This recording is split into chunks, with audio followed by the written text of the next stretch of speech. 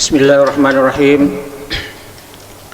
Assalamualaikum warahmatullahi wabarakatuh. Alhamdulillah. Alhamdulillahi wa kafa. Wassalatu wassalamu ala asrafil anbiya wal mursalin. Assalatu wassalamu ala habibina wa safiina wa maulana Muhammad. Ashhadu an la ilaha illallah wa ashhadu anna Muhammadar Rasulullah. La haula wa la quwata illa billahil aliyyil azim. Pertama-tama tentunya puji syukur senantiasa kita panjatkan kehadirat Allah Subhanahu wa taala. Alhamdulillah. Alhamdulillah, alhamdulillah. Oleh karena kesempatan, kesehatan, nikmat-nikmat yang senantiasa diberikan kepada kita sekalian, sehingga kita sempat hadir di tempat ini di bulan Ramadan, bulan suci ini. Kemudian sebagaimana yang disebutkan oleh penceramah sebelumnya, bahwa yang tak kalah pentingnya kita bersyukur oleh karena kita sempat mendapatkan bulan suci Ramadan pada tahun ini. Tentunya kita berharap mudah-mudahan kita senantiasa bisa melaksanakan ibadah-ibadah dengan kualitas yang baik di tahun ini, dan kita berharap masih bisa mendapatkan bulan Ramadan di tahun-tahun berikutnya. Amin. Begitu pula selawat dan salam kita senantiasa kirimkan kepada junjungan Nabiullah Nabi besar Muhammad sallallahu alaihi wasallam. Allahumma shalli ala sayyidina Muhammad wa ala ali sayyidina Muhammad. Nabi yang terakhir yang menjadi rahmatan lil alamin, yang menjadi contoh teladan bagi kita semua.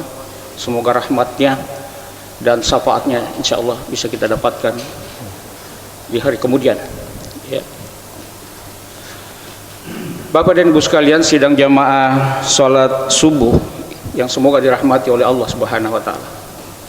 Pada kesempatan ini giliran saya, insya Allah saya akan mencoba membawakan sebuah kajian ringan dari bahasan Ustaz Adi Hidayat, ya, yang saya sangat terketuk dalam sebuah versi yang berbeda dari kajian-kajian yang sudah sering kita dengarkan Bapak Ibu sekalian, tentunya di dalam surah Al-Baqarah 183, ya ayyuhalladzina amanu kutiba alaikumusiyam kama kutiba alal ladzina min qablikum la'allakum tattaqun.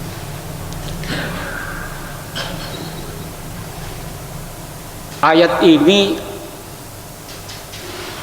ditinjau sebagai sebuah paket dari perintah puasa di bulan Ramadan,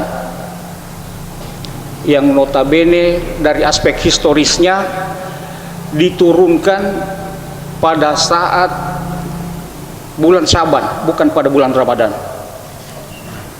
dan diturunkan pada tahun kedua Hijriah setelah Rasulullah hijrah ke Madinah.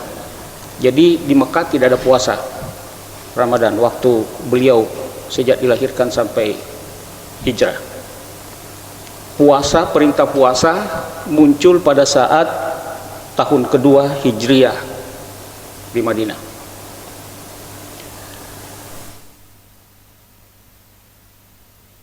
Kajian ringan yang saya maksudkan bahwa kenapa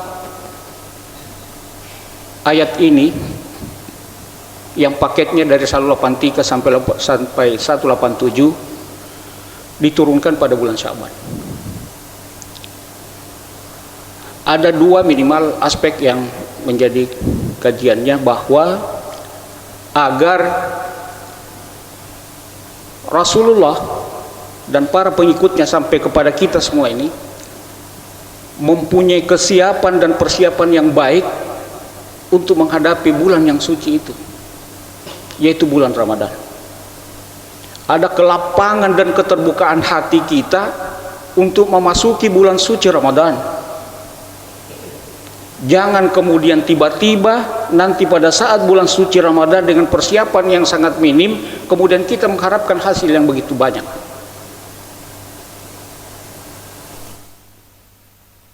Yang menjadi pertanyaan untuk kita semuanya tentunya, apakah kita sudah budayakan ini? Apakah kita sudah pahami ini sehingga kita berharap banyak pada saat bulan suci Ramadan untuk mendapatkan hasil yang maksimal?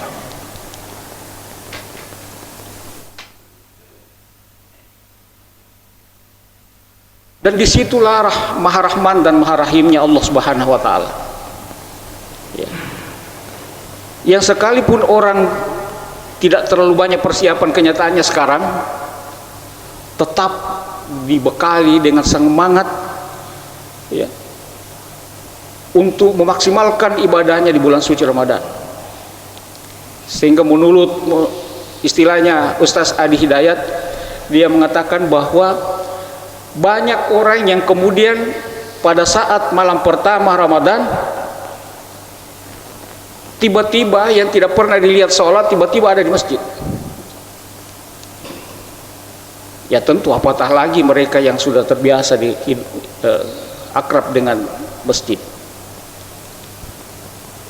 Tiba-tiba orang yang tidak dermawan sebelum bulan suci Ramadan menjadi dermawan. Karena memang di ayat ini mengatakan bahwa ya ayyuhalladzina amanu, sekalipun tidak pada semua manusia, tetapi seluruh orang beriman dipanggil untuk melaksanakan ibadah, melaksanakan puasa di bulan suci Ramadan. Yang kita tahu bahwa kadar keimanan orang itu tidak sama, sehingga Allah tidak melihat kadar keimanannya orang. Memanggil seluruh orang yang beriman, yang imannya setengah Allah pulkan, yang imannya kurang ditambahkan, yang imannya lemah dikuatkan. Sehingga banyak masjid yang tidak muat pada saat malam pertama bulan suci Ramadan. Disitulah kehebatannya Ramadan, Bapak Ibu sekalian.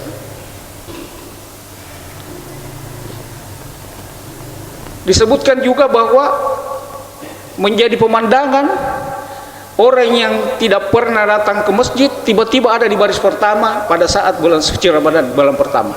Mohon maaf ini tidak menyinggung orang yang ada di depan, ya. Bahwa pada saat bulan suci Ramadan tiba-tiba itu lebih bagus, karena kita memang berburu untuk mendapatkan lebih banyak pada bulan suci Ramadan.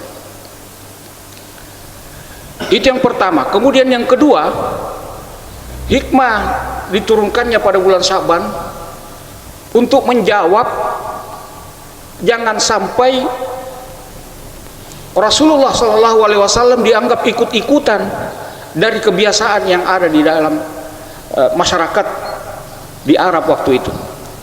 Oleh karena kebiasaan puasa itu telah dilaksanakan oleh kaum-kaum sebelumnya, ya, bahkan dengan variasi puasa yang bermacam-macam. Ada yang memang turunannya dari Nabi Isa alaihissalam, yang puasanya bisa minum tapi tidak boleh makan. Kemudian ada waktu di zaman itu yang puasa hanya tidak bicara. Jadi jamaah sekalian, kalau ada orang yang tiba-tiba kita lihat tidak mau bicara, jangan secepat itu memponis bahwa dia tidak enak sama kita atau dia benci sama kita. Siapa tahu dia puasa hanya puasa bicara saja. Tapi saya kira itu tidak ada di zaman ini. Waktu itu ada, sehingga dikhawatirkan jangan sampai perintah puasa ini kemudian dianggap ikut-ikutan dari apa yang sudah ada pada zaman itu. Sehingga paket lengkapnya ayat itu, ya ayyuhalladzina amanu kutiba alaikumusiyam kama kutiba alal ladzina min qablikum la'allakum tattaqun. Diperintahkan bagi kalian berpuasa sebagaimana diwajibkannya umat-umat sebelum kamu. Artinya memang ada garis lurus perintah Allah untuk melaksanakan ibadah puasa terhadap agama-agama yang sebelum Rasulullah SAW, yang kemudian dilanjutkan oleh Rasulullah SAW.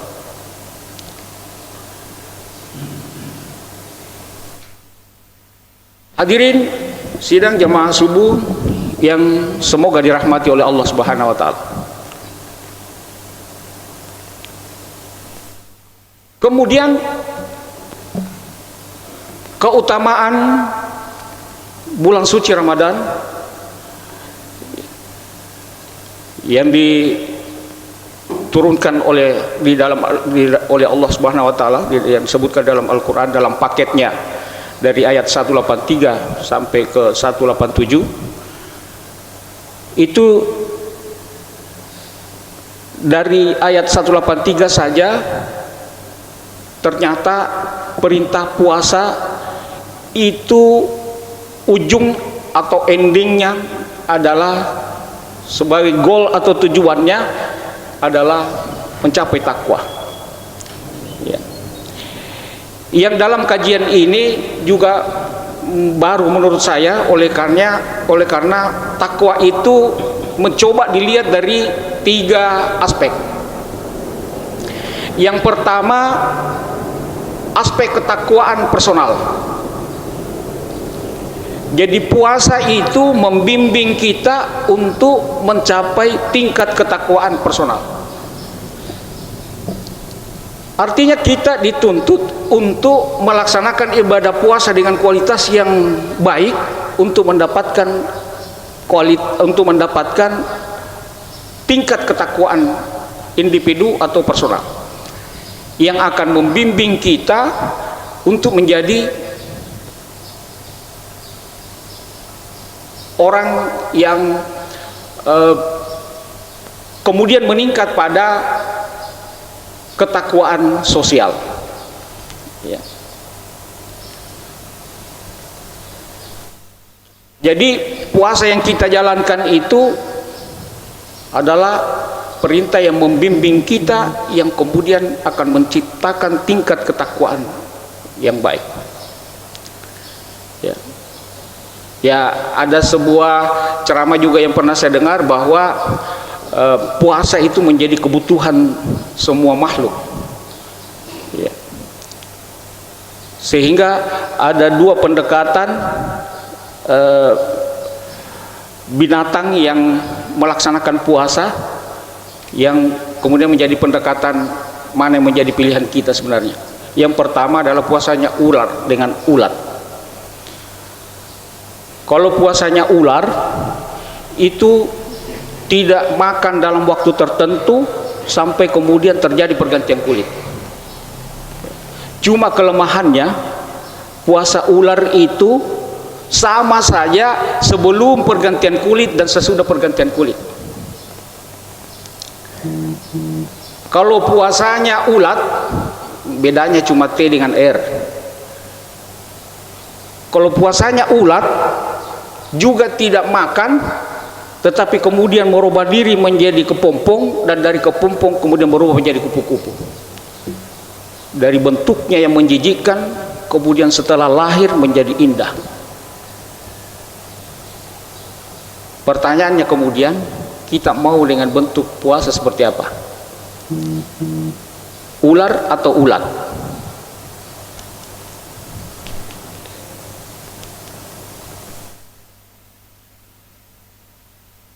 Nah,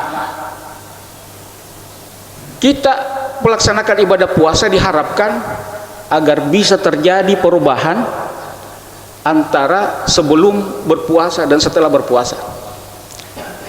Karena paketnya puasa ada di dalam bulan Ramadan, maka ukurannya bahwa apakah kita bisa berubah pada saat sebelum bulan suci Ramadan dan setelah bulan suci Ramadan.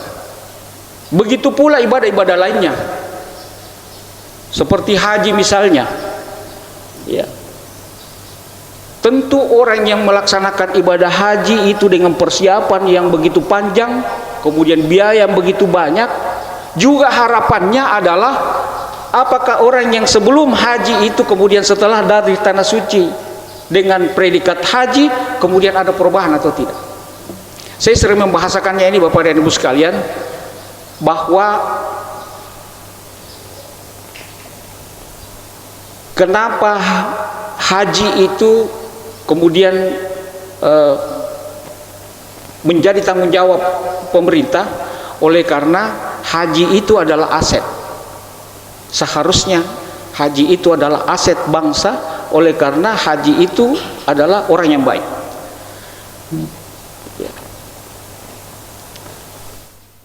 Harapannya bahwa orang yang tidak baik sebelumnya setelah berhaji kemudian menjadi baik. Orang yang bolong-bolong salatnya sebelum haji kemudian setelah haji menjadi tidak bolong. Ya. Orang yang tidak rajin berpuasa sebelum haji kemudian setelah haji menjadi puasanya menjadi lebih baik. Nah, kalau saya bawa kepada kesehatan, orang yang tadinya merokok sebelum haji setelah haji kemudian berhenti merokok. Mohon maaf Bapak sekalian yang perokok. Ini saya selalu sampaikan, ada tingkat atau kualitas hidup yang kita dapatkan setelah melaksanakan ibadah. Begitu pula puasa. La'allakum tattaqun. Ketakwaan personal yang kemudian dimaksimalkan, terimplementasi sempurna ketakwaan kita kemudian setelah dikonversi menjadi ketakwaan sosial, sehingga muncullah orang-orang dermawan, orang-orang baik, ya, karena melaksanakan ibadah puasa. Karena kita pahami bahwa sebaik-baik di antara kita adalah orang yang bermanfaat terhadap sesama. Khairun nas anfa'uhum linnas. Ini kemudian saya pikir penting menjadi renungan kita Bapak Ibu sekalian, oleh karena jangan sampai kita melaksanakan ritual yang kemudian tidak ada efeknya baik pada diri pribadi kita maupun lingkungan kita.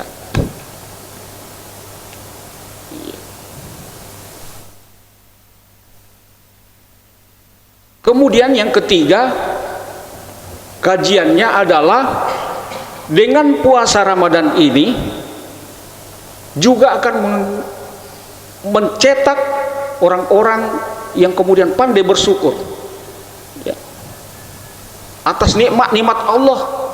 Begitu banyaknya fasilitas yang diberikan oleh Allah Subhanahu wa Ta'ala di bulan suci Ramadan ini. Ada sebuah ketidakadilan sebenarnya dalam hitung-hitungan Bapak Ibu sekalian.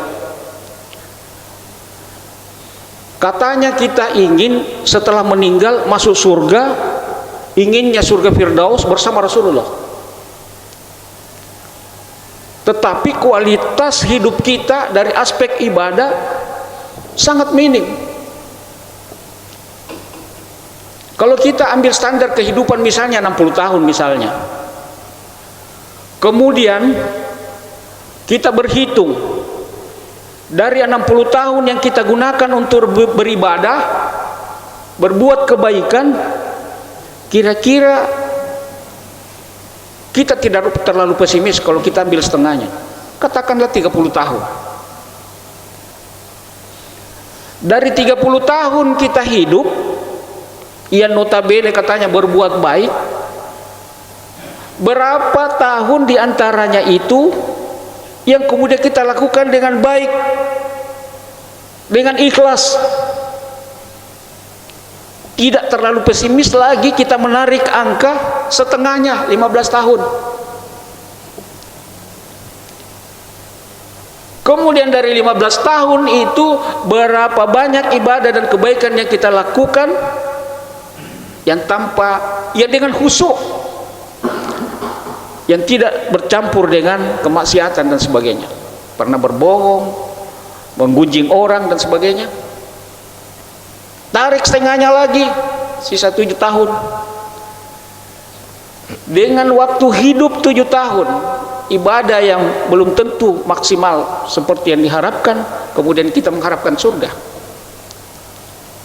Mau hidup dengan para nabi dan Rasulullah SAW dalam surga. Sangat tidak imbang Bapak Ibu sekalian. Kemudian hadir Ramadan yang menjanjikan pahala yang berlipat ganda dari ibadah-ibadah yang kita lakukan. Nah, kalau kita tidak mengusahakan maksimal dengan upaya yang optimal dari ibadah dari bulan suci Ramadan ini, maka kita tidak akan mendapatkan angka itu, tidak akan mendapatkan level itu.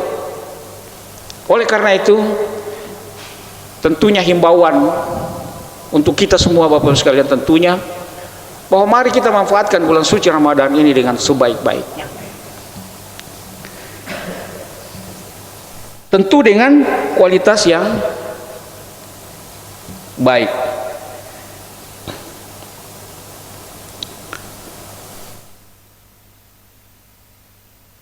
Kita berharap bahwa dengan latihan atau tarbiyah bulan suci Ramadan ini akan menjadikan kita menjadi pribadi yang lebih dekat kepada Allah Subhanahu wa taala.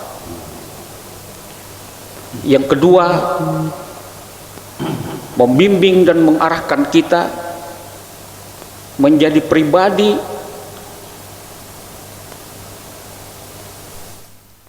atau manusia yang bermanfaat terhadap sesama.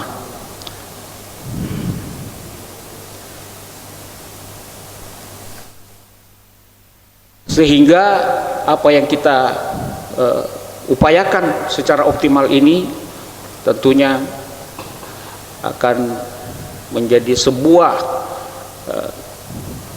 perimbangan yang baik untuk kita mendapatkan surganya Allah Subhanahu wa taala. Hanya itu barangkali Bapak Ibu sekalian yang bisa saya sampaikan. Mudah-mudahan menjadi kajian yang bisa mengingatkan kita untuk lebih mengoptimalkan ibadah-ibadah kita di bulan suci Ramadan ini, dan kita bersiap untuk menjadi pribadi yang baik di luar bulan suci Ramadan, sekaligus mengantarkan kita untuk membuat sebuah persiapan yang lebih baik menghadapi tahun Ramadan tahun berikutnya. Mudah-mudahan umur kita dipanjangkan Bapak Ibu sekalian dan mendapatkan Ramadan tahun berikutnya. Demikian, mohon maaf atas segala kekurangan. Billahi taufik wal hidayah. Wassalamualaikum warahmatullahi wabarakatuh.